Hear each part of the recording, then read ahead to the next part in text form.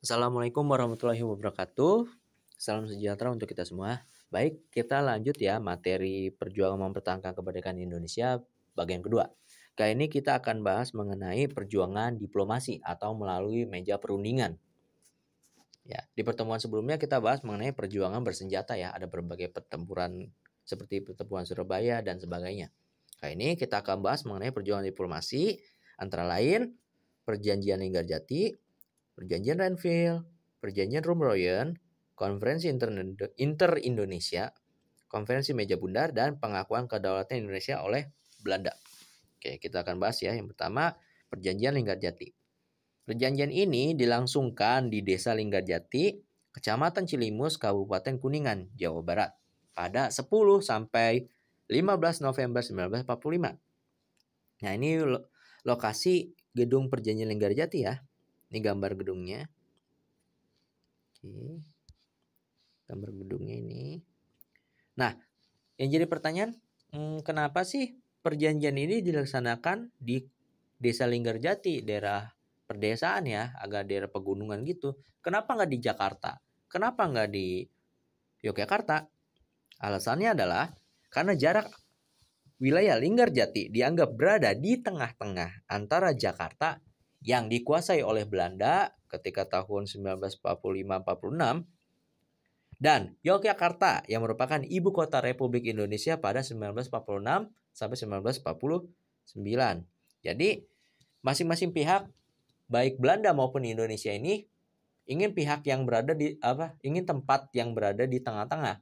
Jangan sampai ada di tempat musuhnya. Misal, kalau perjanjian Linggarjati dilaksanakan di Jakarta, maka pihak Republik Indonesia ini akan merasa terancam. Ya. Takut dikepung oleh tentara Belanda yang memang banyak bertahan di wilayah Jakarta ketika itu. Begitupun sebaliknya, tentara Belanda juga pihak Belanda juga takut kalau perundingan ini terjadi di wilayah Yogyakarta yang merupakan ibu kota Indonesia. Takut dikepung juga mereka oleh tentara Republik Indonesia. Jadi dipilihlah wilayah yang tengah-tengah. Tuh. Oke. Nah, siapa saja pihak yang terlibat dari perundingan atau perjanjian Linggarjati ini ya. Pertama, pihak delegasi Indonesia atau perwakilan Indonesia dipimpin oleh Perdana Menteri Indonesia ketika itu Sultan Syahrir. Ada anggota-anggotanya antara lain Muhammad Rum, ya, Susanto Tirtaprojo dan Adnan Kapaugani. Ini delegasi atau perwakilan Indonesia. Terus mediatornya atau penengahnya adalah dari pihak Inggris. Dalam hal ini bernama dia Lord Cullen. Dan delegasi Belanda, siapa aja perwakilannya? Pemimpin delegasinya itu ada Willem Schermerhorn. Terus ada anggota-anggotanya yaitu F. de Boer, Hubertus van Mook, dan Max van Pol. Nah, perlu kalian ketahui juga, perundingan atau perjanjian Linggarjati ini adalah perjanjian yang terakhir kali dimediasi atau dimediatori oleh Inggris.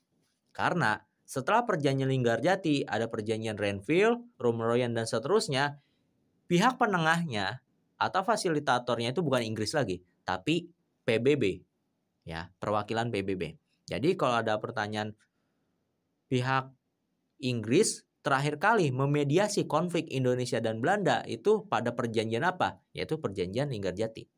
Oke. Kita lanjut. Secara resmi, perjanjian Linggarjati naskah perjanjiannya ditandatangani Republik Indonesia dan Belanda pada 25 Maret 1947 di Istana Rijswijk. Di Istana Negara ya kalau sekarang sebutannya. Nah, isi perjanjian Linggarjati apa aja nih? Nih 3 poin pentingnya ya. Pertama, Belanda mengakui secara de facto atau secara fakta wilayah Republik Indonesia meliputi Sumatera, Jawa, dan Madura. Belanda harus meninggalkan wilayah itu paling lambat 1 Januari 1949. Kedua, Republik Indonesia dan Belanda akan bekerja sama membentuk Negara Indonesia Serikat atau NIS. Pembentukannya sebelum 1 Januari 1949. Kemudian, Negara Indonesia Serikat dan Belanda akan membentuk Uni Indonesia Belanda yang diketuai oleh Ratu Belanda. Nah, kira-kira seperti itu isi perjanjian Linggarjati ya. Jadi kalian perlu pahami nih isi-isinya. Nah, ini suasana perundingan Linggarjati ya. Ada proses penandatanganan dari pihak Indonesia maupun Belanda. Sini kalian bisa perhatikan. Oke. Yuk kita lanjut. Perjanjian Linggarjati ini memiliki dampak positif maupun negatif. Nah, sisi positifnya apa sih perjanjian ini?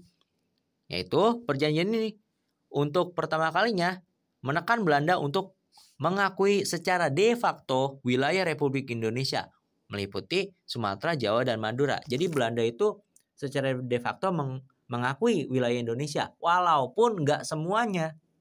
Gitu. Sisi negatifnya adalah luas wilayah RI secara de facto tidak sesuai dengan konsep dari Sabang sampai Merauke, ya, konsep wilayah Indonesia seharusnya. Gitu. Hal ini memicu kekecewaan parlemen ya, atau dalam hal itu KNIP ketika itu, dan rakyat Indonesia pada umumnya. Mereka kecewa kepada kepemimpinan Kabinet Syahrir III. Alhasil, Kabinet Syahrir pun dilengsarkan dan Sultan Syahrir pun melepaskan mandatnya sebagai Perdana Menteri pada 27 Juni 1947. Inilah efek negatif dari perjanjian Linggarjati. Nah, tetapi setelah perjanjian Linggarjati ini, pada 20 Juli 1947, perwakilan nikah atau Hubertus Johannes van Mook menyatakan bahwa Belanda tidak lagi terikat dengan perjanjian Linggarjati. Wah, berarti melanggar nih Belanda nih. Apa yang akan mereka lakukan nih? Ternyata Belanda melaksanakan agresi militer Belanda I. Atau mereka sebut sebagai operasi produk yang dimulai pada 21 Juli 1947. Agresi militer Belanda I ini, Belanda menyebutnya bukan agresi tapi aksi polisionil yang tujuannya untuk mengatasi kekacauan dan memulihkan ketertiban di Indonesia. Jadi para pejuang Republik Indonesia yang ingin mempertahankan kemerdekaan, mereka anggap sebagai orang-orang yang melakukan kekacauan dan merusak ketertiban. Gitu dalam kacamata Belanda. Padahal sebenarnya tujuan agresi militer Belanda I ini adalah Belanda ingin merebut daerah-daerah yang banyak perkebunan dan sumber daya alam seperti minyak bumi. Contohnya di wilayah Sumatera. Gitu. Nah, fokus utama serangan tentara Belanda ini antara lain wilayah Sumatera Timur karena banyak perkebunan tembakau dan sumber minyak bumi. Terus wilayah Jawa Tengah, seluruh pelabuhan di pantai utaranya seperti Semarang ya dan Jepara, itu pelabuhan yang terkenal di Jawa Tengah yang ingin dikuasai oleh tentara Belanda ketika itu. Dan Jawa Timur, daerah perkebunan tebu dan pabrik gula. Nah ini, jadi ada tujuan ekonomi dalam agresi militer Belanda I ini. Jadi Belanda itu mengumpulkan komoditas-komoditas yang laku di pasaran dunia untuk mereka ekspor sebagai apa? Cadangan dana mereka untuk terus melakukan operasi menegakkan kekuasaan Belanda kembali di Indonesia gitu. Nah, agresi militer Belanda I menunjukkan bahwa Belanda telah mengingkari perjanjian Linggarjati. Jelas gitu, karena nggak boleh dong wilayah Jawa itu dikuasain oleh Belanda, karena Belanda sebelumnya di perjanjian Linggarjati menyatakan dan mengakui Jawa adalah wilayah kekuasaan Republik Indonesia. Nah, agresi militer Belanda I juga menimbulkan reaksi dari dunia internasional. Wakil-wakil dari India dan Australia di PBB mengusulkan agar membahas masalah agresi militer I ini ke Dewan Keamanan PBB. Selain itu, masih rangkaian peristiwa agresi militer Belanda pada 29 Juli 1947, pesawat Dakota Republik Indonesia yang membawa obat-obatan dari Singapura, sumbangan dari Palang Merah Malaya, ditembak jatuh oleh tentara Belanda di Dusun Ngoto, Yogyakarta. Nah, sehingga menewaskan tokoh angkatan udara ya ketika itu ada 3 orang nih selaku awaknya. Pertama, Komodor Muda Udara Agustinus Adi Sucipto. Kedua, Komodor Muda Udara Abdul Rahman Saleh. Dan yang ketiga, Perwira Muda Udara 1 Adi Sumarmo Wiryo Kusumo. Ketiga nama tokoh angkatan udara ini pada hari ini diabadikan menjadi nama-nama bandar udara atau bandara. Agustinus Sucipto sekarang jadi bandara di Yogyakarta. Abdul Rahman Saleh jadi bandara di Malang. Dan Adi Sumarmo ini bandara di Surakarta atau Solo. Gitu. Kemudian akibat tindakan Belanda yang melanggar perjanjian Linggarjati, melaksanakan agresi militer Belanda II, memicu respon dari Dewan Keamanan PBB untuk memperhatikan masalah ini, maka 1 Agustus 1947, Dewan Keamanan PBB mengadakan pertemuan dan dihadiri juga oleh diplomat Indonesia seperti Sultan Syahrir dan Haji Agus Salim. Nih, pertemuan itu pun menghasilkan seruan untuk gencatan senjata kepada Republik Indonesia dan kepada Belanda. Nah, dalam pertemuan di Dewan Keamanan PBB ini, Sultan Syahrir sempat berpidato yang menyampaikan bahwa betapa resenya Belanda yang sudah melaksanakan perjanjian dengan Indonesia, tapi dia tetap melanggar. Dan Sultan Syahrir pun menyuarakan bahwa rakyat Indonesia itu berhak untuk meraih kemerdekaan. Gitu. Nah, Dewan Keamanan PBB pun kemudian secara de facto, nih secara nggak langsung juga sih, secara de facto mengakui eksistensi Republik Indonesia. Buktinya apa? Sejak tahun 1947, semua resolusi Dewan Keamanan PBB ya menggunakan nama Indonesia untuk menyebut wilayah negara kita. Bukan Netherlands Indie, bukan Hindia Belanda, tapi Indonesia. Nah, secara de facto berarti Dewan Keamanan PBB itu nggak langsung ya, secara nggak langsung juga mengakui, oh ada nama negara yang disebut Indonesia. Padahal Belanda nyebut kita itu Hindia Belanda atau Netherlands Indie. Tuh. Kemudian seruan gencatan senjata dari Dewan Keamanan PBB pun disetujui Belanda dan Republik Indonesia, dan mereka pun melaksanakannya pada 15 Agustus 1947. Gitu. Ini agresi militer Belanda pun berakhir di bulan Agustus ini. Gitu. Lalu bagaimana tindak lanjut dari PBB? PBB pun membentuk sebuah komisi ya. Jadi PBB punya bawahan nih organisasi namanya Dewan Keamanan PBB. Dewan Keamanan PBB memiliki perwakilan untuk menyelesaikan konflik Indonesia Belanda ini. Nama perwakilannya apa ini? Komisi 3 Negara atau Komite of Good Office for Indonesia. Komite Jasa Baik untuk Indonesia. Dibentuk pada 25 Agustus 1947 oleh Dewan Keamanan PBB. Anggota dari KTN ini ada 3 negara. Dan ini 2 negara ini dipilih oleh masing-masing baik Indonesia maupun Belanda ya. Pertama, Belgia dipilih oleh Belanda. Ya. Jadi nanti dia akan mewakili Belanda juga sebagai delegasi KTN. 2, Amerika Serikat, pihak netral ya, selaku negara kuat di dalam PBB ya. Dan ketiga, Australia dipilih oleh Indonesia sebagai salah satu negara sahabat Indonesia di masa revolusi fisik ya. Nah, delegasi KTN nih, tokoh-tokohnya ya. Dari Belgia itu ada Paul van Zielen. Dari Amerika Serikat selaku pihak netral ada Frank Porter Graham. Dan dari pihak Australia ada Richard Clarence Kirby. Oke. Ini dia delegasi KTN, tokoh diplomatnya ya. Ini tokoh diplomatnya, nih negara-negaranya. Lalu apa tugas KTN? Intinya KTN bertugas menyelesaikan sengketa atau konflik antara Indonesia dan Belanda secara damai. Lewat perundingan ya, bukan lewat pertempuran gitu. Pada 27 Oktober 1947, para anggota KTN pun bersiap untuk bertugas di Indonesia. Nah, namun beberapa waktu sebelumnya, tepatnya 29 Agustus 1947, ternyata Belanda melalui pemimpin Nika ketika itu, Van Mook, menetapkan yang namanya garis demarkasi Van Mook ya. Pada 29 Agustus 1947. Jadi wilayah Indonesia ini dengan adanya garis demarkasi Van Mook, wilayah Indonesia ini semakin diperkecil ya. Jadi sekitar wilayah yang warna merah nih. Itu.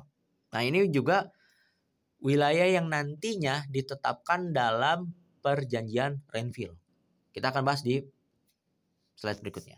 Perjanjian Renville. Atas usul Komisi 3 Negara, diselenggarakanlah perjanjian Renville pada 8 Desember 1947 sampai 17 Januari 1948. Nah, jadi peta tadi ini adalah peta hasil persetujuan Renville, perjanjian Renville, dan ditambah lagi menurut garis Van Mook ya. Gitu. Periode waktunya dilihat jangan lupa.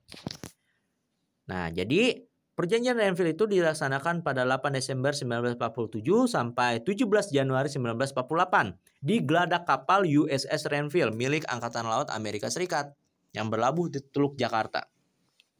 Ini kapal USS Renville, ini suasana perjanjian Renville-nya ya. Dan perjanjian Renville ini sudah dimediasi oleh pihak PBB, dalam hal ini KTN. Terus kenapa sih perjanjian Renville dilaksanakan di kapal milik Amerika Serikat ya? Karena agar perundingan Indonesia Belanda itu dilakukan di tempat yang netral gitu. Makanya dilakukan di kapal milik Angkatan Laut Amerika Serikat selaku penengah, mediator atau pihak yang netral, dan juga bukan di daratan tapi di lautan ya, karena kapal itu berlabuh di perairan Teluk Jakarta gitu. Untuk menghindari tendensi keberpihakan ya, biar lebih netral lah gitu tempatnya. Lanjut, siapa aja yang terlibat dalam perundingan atau perjanjian Renville ini? Delegasi Indonesia ya, perwakilannya ada siapa aja? Diketuai oleh Amir Syarifuddin selaku Perdana Menteri Indonesia ketika itu. Ada anggota-anggotanya antara lain Ali Sastro Amijoyo, Haji Agus Salim, dan Yohanes Lemena. Selanjutnya, mediator atau penengahnya ada delegasi KTN, ada Paul van Zielen untuk mendukung Belanda ya, dia dari Belgia dan dia mendukung Belanda. Terus ada Frank Porter Graham, Amerika Serikat selaku pihak netral. Dan ada Richard Clarence Kirby dari Australia yang mendukung Indonesia dalam KTN itu. Nah, lalu delegasi Belanda ya, diplomatnya dipimpin oleh Raden Abdul Qadir Wijoyo Atmojo. Ada anggota-anggotanya antara lain Peter J. Koets dan Christian Robert Stephen Sumokil. Kita lihat ada 2 orang Indonesia di sini dalam perjanjian Renville. Bahkan ketua delegasi Belandanya ini adalah orang Jawa yang memang secara politik dia lebih berpihak kepada Belanda gitu. Nah, silakan kalian nilai sendiri seperti apa orang Indonesia seperti ini gitu. Jadi kemungkinan beliau punya ada kecenderungan tersendiri ya kenapa memihak Belanda. Gitu. Inilah pihak-pihak yang terlibat dalam perjanjian Renville. Lalu apa yang dihasilkan dari perjanjian Renville? Harus diperhatikan ini ya. Perjanjian Renville ini disahkan pada 17 Januari 1948. Inti perjanjian apa aja? Pertama, Indonesia menyetujui dibentuknya Republik Indonesia Serikat di masa peralihan sampai pengakuan kedaulatan. Oke, negara kita bakal berbentuk serikat atau federal. Kemudian, RIS mempunyai kedudukan sejajar dengan negeri Belanda. Berikutnya, Belanda bebas membentuk negara-negara federal atau negara serikat di daerah-daerah yang dikuasainya dengan jajak pendapat atau plebisit terlebih dahulu. Lalu, wilayah Republik Indonesia yang diakui Belanda hanya Yogyakarta, sebagian Jawa Tengah, dan Sumatera. Wah, ini kita lihat lagi poin berikutnya, wilayah RI dan Belanda dibatasi garis Van Mook. Nah, dari perjanjian Renville ini, wilayah Indonesia itu makin kecil. Ya, secara sekilas sudah kelihatan kecil nih. Terus pemerintah Republik Indonesia menarik pasukannya serta mengosongkan daerah di belakang garis Van Mook, kemudian masuk ke wilayah RI. Lalu akan diadakan referendum atau pemungutan suara untuk menentukan nasib wilayah dalam Republik Indonesia Serikat. Serta akan diadakan pemilihan umum untuk membentuk Dewan Konstituante RIS. Oke. Efek perjanjian Renville atau dampaknya. Pertama, wilayah Republik Indonesia di Pulau Jawa setelah perjanjian Renville itu hanya terdiri dari Yogyakarta, Surakarta, Kediri, Kedu, Madiun, sebagian keresidenan Semarang, Pekalongan, Tegal bagian selatan, dan Banyumas. Wilayah RI di Pulau Jawa makin kecil. Bahkan wilayah-wilayah Indonesia yang makin kecil karena perjanjian Renville itu disebut oleh Jenderal Sudirman, wilayah RI hanya sebesar daun lontar. Kecil banget kayak daun kelapa gitu, daun lontar itu ya. Terus efek perjanjian ini juga memicu hijrahnya atau perpindahan pasukan divisi Siliwangi dari Jawa Barat ke Jawa Tengah dan Yogyakarta. Jadi pasukan TNI divisi Siliwangi di Jawa Barat melakukan long march atau semacam perpindahan secara besar-besaran, jalan kaki gitu ya lebih banyaknya, ke Surakarta dan Yogyakarta pada 17 Januari 1948. Nah, lalu pada 22 Februari 1948 tercatat sekitar 29.000 orang prajurit Siliwangi telah meninggalkan kantong gerilya RI di Jawa Barat. Alhasil Jawa Barat kosong dong dari pasukan Republik Indonesia. Siapa yang ngisi? Tentara Belanda. Karena ada pemberlakuan garis Van Mook. Gitu. Nah, kerugian-kerugian yang diterima oleh Republik Indonesia setelah perjanjian Renville inilah memuat kekecewaan masyarakat terhadap kinerja dari Kabinet Amir Syarifuddin II. Sehingga kabinet ini pun dilengserin, ya. Dengan apa? Mosi tidak percaya dari Partai Masyumi dan PNI kepada Kabinet Amir Syarifuddin II. Alhasil, efeknya adalah Amir Syarifuddin menyerahkan mandatnya kepada Presiden Soekarno pada 23 Januari 1948. Dan pemerintahan Kabinet Amir Syarifuddin II pun berakhir dan digantikan oleh Kabinet Hatta. Oke. Begitulah efek dari perjanjian Renville. Terus apa yang dilakukan Belanda sejak perjanjian ini? Ternyata Belanda makin gencar membuat negara boneka atau negara-negara federal ya, yang nanti bergabung dalam suatu perkumpulan negara federal yang bernama BFO. Becomes for Federal Overleg atau Majelis Permusyawaratan Federal. Nah, BFO inilah yang nantinya terlibat dalam perundingan Indonesia dan pengakuan dan KMB ya. KMB gitu. Sampai pengakuan kedaulatan. Nah, begitu. Jadi Belanda makin gencar membentuk negara boneka dan ada BFO ya. Lalu, rakyat dan TNI aktif melancarkan serangan gerilya ke wilayah-wilayah kekuasaan Belanda yang dibatasi garis Van Mook, walaupun masih dalam gencatan senjata. Ini udah ada gencatan senjata sebenarnya dalam perundingan Renville. Nah, ini didasari oleh kekhawatiran rakyat Indonesia. Khawatir kenapa sih? Takut Belanda menguasai seluruh wilayah Indonesia. Karena lewat garis demarkasi Van Mook itu wilayah Indonesia makin kecil, ntar semuanya malah dikuasain Belanda. Gitu. Oleh karena itu, Wakastaf atau Wakil Kepala Staf Angkatan Perang Kolonel TB Simatupang mencetuskan strategi yang bernama Ermatong Strategi atau strategi penjemuan. Maksudnya adalah Indonesia menggalakkan dukungan rakyat, menghindari penghancuran, lalu memanfaatkan faktor medan dan cuaca guna melemahkan musuh secara bertahap. Gitu. Jadi semacam pasukan Belanda itu dibikin lelah, dibikin kelelahan, sampai jemu, sampai bosan, moralnya turun, alhasil bisa dikalahkan oleh pasukan Indonesia.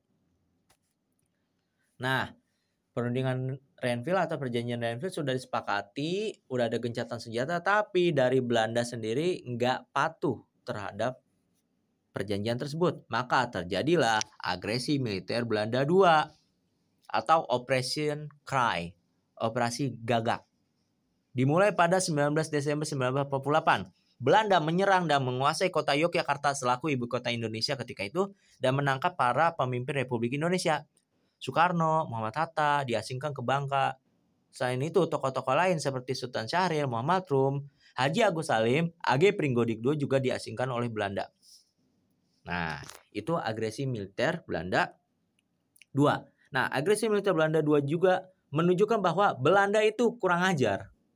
Kenapa? Dia berani melanggar perjanjian yang disepakati di depan perwakilan PBB. Dalam hal ini KTN. Gitu. Jadi Belanda ini benar-benar ngajak ribut lah kepada PBB. Udah bikin perjanjian di depan KTN, dimediatori oleh KTN, ya, selaku perwakilan PBB, dia ngelanggar, kurang ajar kan. Nah, karena ambisi Belanda yang ingin terus menguasai Indonesia tuh, gitu.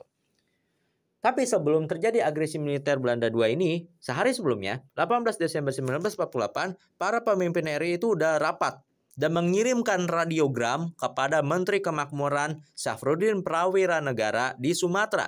Untuk apa? Membentuk pemerintahan darurat Republik Indonesia dengan pusatnya di Bukit Tinggi.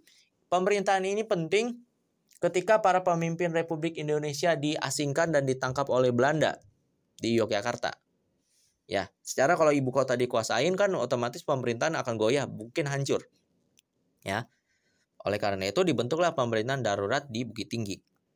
Nah, ada kemungkinan juga pemerintahan ini gagal dibentuk jika pesan itu nggak sampai ke Safruddin Prawira Negara.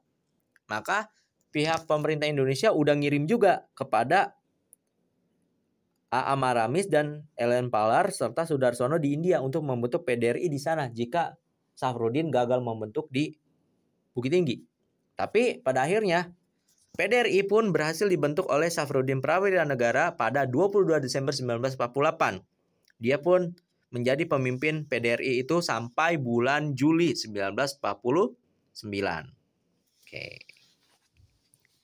Ini salah satu pemimpin Indonesia yang kurang tercatat ya. Karena beliau ini pemimpin Republik Indonesia di masa darurat di PDRI gitu. Bisa dibilang juga presiden juga gitu.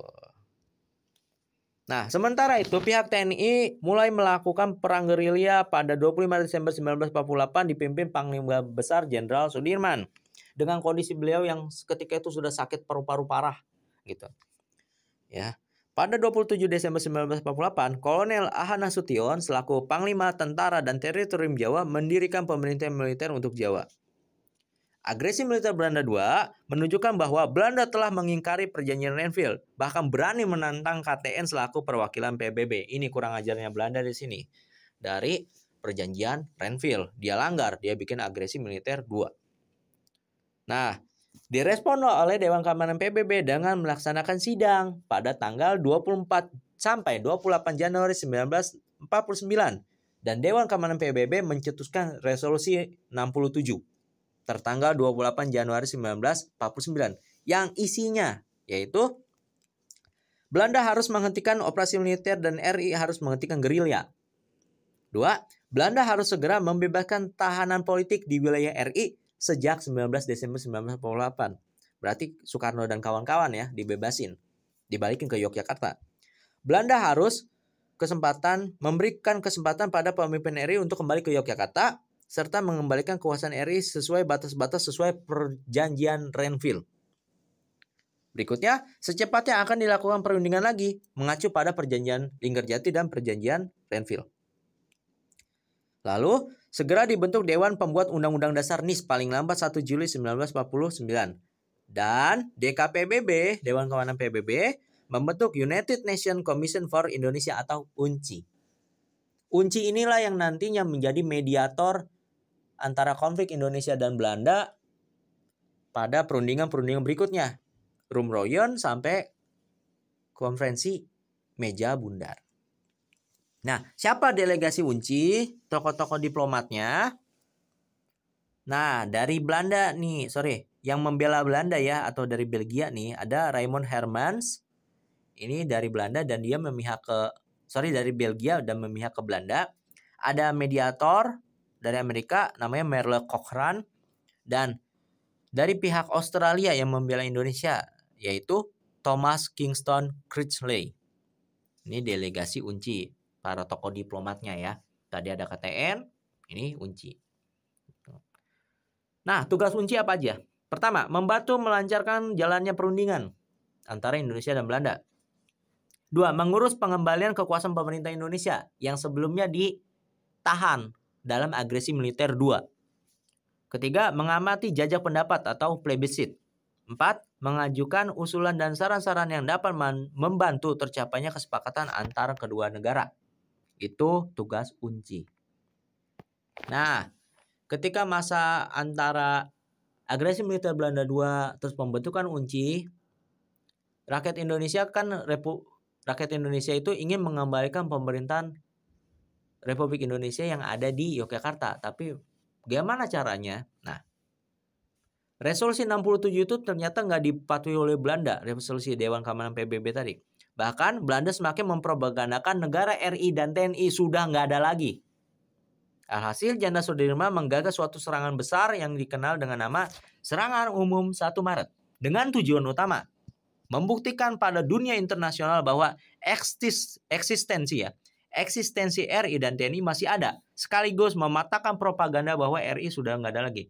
Jadi serangan umum 1 Maret ini untuk nunjukin ini loh kekuatan rakyat Indonesia dan TNI. RI masih ada, TNI masih ada untuk mempertahankan kemerdekaan Indonesia. Jadi propaganda Belanda itu salah, yang bilang Indonesia udah nggak ada lagi. Nah, tokoh-tokoh yang berperan penting dalam serangan umum 1 Maret antara lain Kolonel Gatot Subroto, Kolonel Bambang Sugeng, Kolonel TB Simatupang, Letnan Kolonel Soeharto, Letnan Kolonel Dr. Wilyater Hutagalung, serta Sri Sultan Hamengkubuwono IX. Oke. Terus yang jadi pertanyaan, kenapa sih Yogyakarta menjadi sasaran utama serangan umum 1 Maret? Ini memang mengarah ke Yogyakarta ya. Makanya kalau kalian pergi ke kota Yogyakarta, di perempatan dekat Jalan Malioboro dan menuju keraton, itu ada tugu serangan umum 1 Maret. Untuk memperingati peristiwa ini. Terus kenapa Yogyakarta yang jadi sasaran utama serangan umum 1 Maret? Karena pertama, Yogyakarta adalah ibu kota Republik Indonesia sehingga akan berpengaruh besar pada perjuangan Indonesia melawan Belanda. Jika rakyat Indonesia bisa merebut kota Yogyakarta walaupun hanya beberapa jam. Nah, nyatanya sekitar 6 jam ya. Dalam serangan umum 1 Maret, Belanda itu dikalahin, Yogyakarta berhasil dikuasain sementara oleh Tentara Republik Indonesia atau TNI ya. Selain itu, ada pertimbangan berikutnya. Di Yogyakarta ada banyak wartawan asing di Hotel Merdeka, serta para anggota delegasi UNCI dan pengamat militer dari PBB. Kalau mereka lihat betapa dahsyatnya dan berhasilnya serangan umum 1 Maret ini, kesaksian mereka itu akan sangat penting maknanya bagi Republik Indonesia. Nah, jadi dengan banyaknya orang-orang asing itu dan bahkan wartawan, maka semakin terlihat, oh Indonesia masih ada eksistensinya, tentaranya masih aktif. Alhasil ini terblow up, akan tersebar beritanya ke seluruh dunia bahwa oh Indonesia masih ada untuk mempertahankan kemerdekaannya dari Belanda. Nah, semua pasukan juga memahami dan menguasai situasi daerah operasi. Daerah Yogyakarta itu udah menjadi pegangannya bawahannya Jenderal Sudirman semua ya. Mereka biasa bergerilya di sekitar Jawa Tengah dan Yogyakarta. Mereka udah tahu medan tempurnya. Alhasil, serangan umum 1 Maret mampu menguatkan posisi Republik Indonesia dan mempermalukan Belanda yang tadinya mengklaim bahwa RI nggak ada. Nyatanya ada. Jadi serangan umum 1 Maret itu maknanya seperti itu. Posisi RI pun secara diplomatis itu kuat. Dan Belanda pun terpaksa diseret lagi ke meja perundingan. Ya. Alhasil ada perundingan berikutnya atau perjanjian berikutnya yaitu perjanjian Rum-Royen. Perjanjian ini dilaksanakan pada 17 April 1949 di Hotel Des Indes, Jakarta dengan difasilitasi oleh UNCI. Perwakilan Indonesia diplomatnya adalah Muhammad Rum. Mediatornya ada delegasi Amerika dalam UNCI yaitu Merle Cochrane. Delegasi Belanda diketuai oleh Herman van Rooyen. Jadi dinamain perjanjian Rum-Royen karena ini diambil dari nama kedua tokoh pemimpin diplomatnya ya, gitu. Muhammad Rum dan Herman van Rooyen. Ini proses perjanjian Rum-Royen ya. Terus apa sih isi perjanjian Rum-Royen yang disahkan pada 7 Mei 1949? Pertama, RI bersedia memerintahkan seluruh pengikut Republik yang bersenjata untuk menghentikan perang gerilya. 2. RI bekerjasama dalam menjaga ketertiban, keamanan, dan menjaga perdamaian. 3. RI akan ikut serta dalam konferensi meja bundar di Den Haag. 4. Belanda menghentikan aksi militer serta membebaskan para tahanan politik. 5. Belanda menyetujui kembalinya pemerintahan RI ke Yogyakarta. 6. Belanda menyetujui RI sebagai bagian dari Republik Indonesia Serikat. Dan 7. Belanda berusaha menyelenggarakan konferensi meja bundar. Pada 6 Juli 1949, para pemimpin RI yang sebelumnya ditahan kembali ke Yogyakarta dan pasukan Belanda pun ditarik mundur dari Yogyakarta. Alhasil, agresi militer Belanda II pun berakhir. Nah, selanjutnya ada konferensi Inter-Indonesia. Ada 2 tahap. Tahap pertama dilaksanakan di Hotel Tugu Yogyakarta tanggal 19 sampai 22 Juli 1949 dipimpin Muhammad Hatta selaku Perdana Menteri Indonesia ketika itu. Tahap kedua dilaksanakan di Jakarta tanggal 31 Juli sampai 3 Agustus 1949 dipimpin Sultan Hamid II selaku Ketua BFO atau Ketua Permusyawaratan Negara-Negara Federal tadi itu. Nah, Intinya adalah konferensi Indonesia ini berarti penting untuk menyatukan pandangan politik antara Republik Indonesia dengan BFO, negara-negara bagian itu ya, untuk menghadapi Belanda dalam konferensi meja bundar, khususnya yang berkaitan dengan pembentukan Republik Indonesia Serikat. Jadi ini udah diarahin nih, Indonesia ini akan menuju sebagai negara serikat, bukan negara kesatuan. Hasil konferensi Indonesia. Pertama, negara Indonesia Serikat disetujui namanya yaitu Republik Indonesia Serikat berdasarkan demokrasi dan federalisme. 2. RIS dikepalai Presiden konstitusional dibantu para menteri yang bertanggung jawab pada DPR. 3. Akan dibentuk 2 badan perwakilan, DPRS dan Senat atau Dewan Perwakilan Negara Bagian. 4. Pemerintah federal sementara akan menerima kedaulatan dari Belanda dan RI. Ya. 5. Angkatan Perang Republik Indonesia Serikat atau APRIS adalah Angkatan Perang Nasional. Presiden RIS adalah Panglima Tertinggi APRIS. Oke. 6. Pertahanan negara menjadi tugas dan hak pemerintahan RIS. Negara-negara bagian tidak punya angkatan perang sendiri. Oke. 7. TNI adalah kekuatan inti APRIS. Bersamanya juga ada KNIL, Veldhoek Battalion, dan kesatuan tentara Belanda lainnya. Dan terakhir, di masa awal Republik Indonesia Serikat, Menteri Pertahanan bisa merangkap sebagai Panglima Besar APRIS. Oke. Berikutnya ada Konferensi Meja Bundar yang diselenggarakan di Den Haag, Belanda pada 23 Agustus sampai 2 November 1949. Pemimpin KMB selaku Perdana Menteri Belanda ya, yaitu Willem Drees. Nah, di sini ada 4 delegasi ya, atau 4 perwakilan politik ya. Pertama, delegasi Belanda dipimpin oleh Perdana Menteri dan Wapres RI yaitu Muhammad Hatta. Delegasi Indonesia ya. Delegasi Indonesia dipimpin oleh Muhammad Hatta. Terus delegasi Belanda dipimpin oleh Johannes Hendrikus van Marseveen. Oke.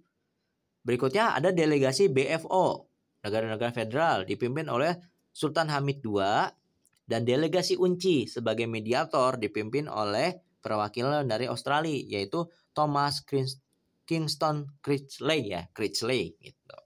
Ini dia pihak-pihak yang terlibat dalam konferensi meja bundar. Oke. Nah, dalam konferensi tersebut dibahas ada beberapa masalah ya. Ada 2 masalah penting yang dibahas cukup panjang di sini. Pertama, masalah kerjasama dalam Uni Indonesia Belanda. Di satu sisi, Indonesia ingin kerjasama yang bebas tanpa organisasi permanen.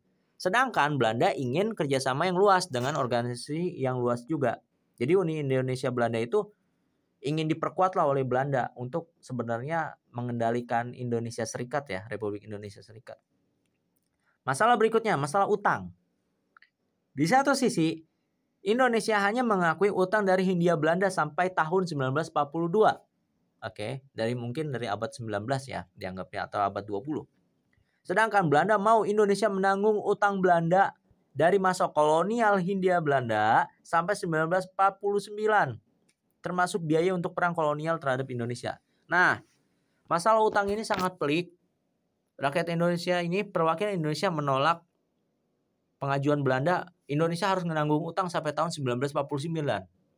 Sedangkan kalau pemerintah Indonesia mengakui utang itu, terutama dari tahun 1945 sampai 1949, sama aja rakyat Indonesia itu, negara Indonesia itu membayarkan biaya perang untuk melawan Indonesia sendiri gitu loh. Karena di periode 1945 sampai 1949, rakyat Indonesia kan mempertahankan kemerdekaan, ya.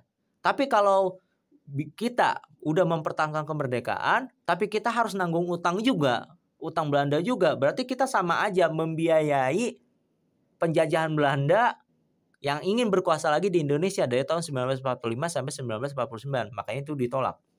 Gitu. Nah, inilah pelaksanaan konferensi meja bundar. Ya. Penandatangan naskah persetujuan dari konferensi meja bundar nih diperhatikan. Duduk di depan dari kiri ke kanan ada Marseveen, Sultan Hamid, dan Muhammad Hatta. Oke.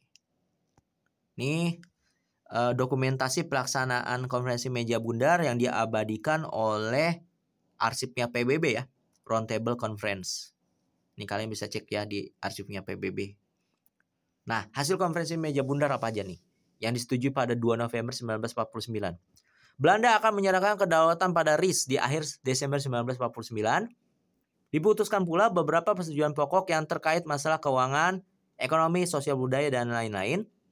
3. Mengenai masalah Irian Barat, penyelesaiannya akan ditunda selama 1 tahun setelah pengakuan kedaulatan. Berikutnya, pembentukan APRIS dengan TNI sebagai inti. KNIL akan dibubarkan dan anggotanya akan masuk ke APRIS. Oke. Lalu, Kerajaan Belanda akan membentuk Uni Indonesia Belanda yang merupakan badan konstitusi bersama untuk kepentingan umum. Terakhir, Indonesia akan membayar utang Belanda sejak tahun 1942. Ya, nominalnya sekitar 1,313 miliar US dollar pada kondisi keuangan di tahun 1949. Jadi sekitar utangnya 1,13 miliar US dollar. Ini utang yang harus ditanggung oleh pemerintah Indonesia akibat konferensi meja bundar. Selanjutnya, dibentuklah pemerintahan Republik Indonesia Serikat. 14 Desember 1949, KNP menyetujui naskah konstitusi RIS. Kemudian 20 Desember 1949, Kabinet RIS dilantik ya oleh Presiden Soekarno. Muhammad Hatta menjadi Perdana Menteri yang memimpin Kabinet RIS. Dan diterapkanlah sistem demokrasi liberal oleh Republik Indonesia Serikat. Ya, gitu. Nah, efek dari konferensi meja bundar ini secara positif perlu kita ingat, pada akhirnya kedaulatan atau kemerdekaan Indonesia diakui oleh Belanda. Itu positifnya. Tapi negatifnya adalah, pertama, masalah Irian Barat itu belum selesai. Nanti akan memicu masalah lebih panjang sampai tahun 1960-an tentang Irian Barat. Lalu, kerugian berikutnya adalah Indonesia harus membayar utang Belanda sejak tahun 1942. Seperti itu. Ada harga yang mahal yang dipilih oleh diplomat Indonesia untuk rakyat Indonesia bisa diakui kemerdekaannya oleh Belanda. Gitu. Makanya Belanda juga nanti mengakui kemerdekaan Indonesia itu tertanggalnya bukan 17 Agustus, tapi 27 Desember 1949.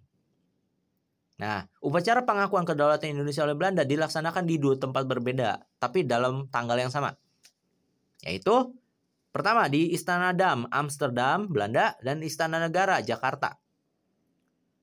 Pada upacara penandatanganan naskah pengakuan kedaulatan itu, di Istana Dam, ada tokoh-tokoh yang terlibat, yaitu Ratu Juliana, ratunya Belanda, terus Perdana Menteri Willem de Reyss, Perdana Menteri Belanda ya. Terus ada Menteri Seberang Lautan A.M.J. Asasen dan Perdana Menteri Indonesia atau Wapres Indonesia ya, yaitu Muhammad Hatta di Belanda sana ya. Itu pengakuan kedaulatannya di Belanda. Kalau yang di Indonesia, para penandatangan naskah pengakuan kedaulatan itu ada Sri Sultan Hamengkubuwono IX ya, selaku Sultan Yogyakarta, dan A.H.J. Loving dari Belanda perwakilannya. Sementara itu pada tanggal yang sama juga di Yogyakarta dilakukan penyerahan kedaulatan dari RI kepada Republik Indonesia Serikat atau RIS. Presiden Soekarno menjabat sebagai Presiden Republik Indonesia Serikat. Dan Jakarta menjadi ibu kota Indonesia lagi. Dibalikin lagi, bukan di Yogyakarta lagi. Jadi Jakarta pun menjadi ibu kota Republik Indonesia Serikat. Nah, posisinya ini adalah Muhammad Hatta itu masih menjadi Perdana Menteri RIS. Pemerintahnya parlementer berarti ya, Perdana Menteri RIS. Soekarno menjadi Presiden RIS. Gitu, kepala negara. Oke. Nah, inilah proses pengakuan kedaulatan RI oleh Belanda. Sini ada Muhammad Hatta yang ini ya. Gitu. Dah. Sekian pembahasan mengenai perjuangan diplomasi. Ini cukup panjang tapi semoga kalian paham. Dan pada akhirnya materi sejarah Indonesia khususnya kelas 11 ini berakhir di pengakuan kedaulatan Indonesia oleh Belanda di tahun 1949. Ya, mohon maaf kalau ada kesalahan kata dan salah ketik. Semoga kalian bisa memahaminya. Assalamualaikum warahmatullahi wabarakatuh dan sampai jumpa di video berikutnya. Bye bye.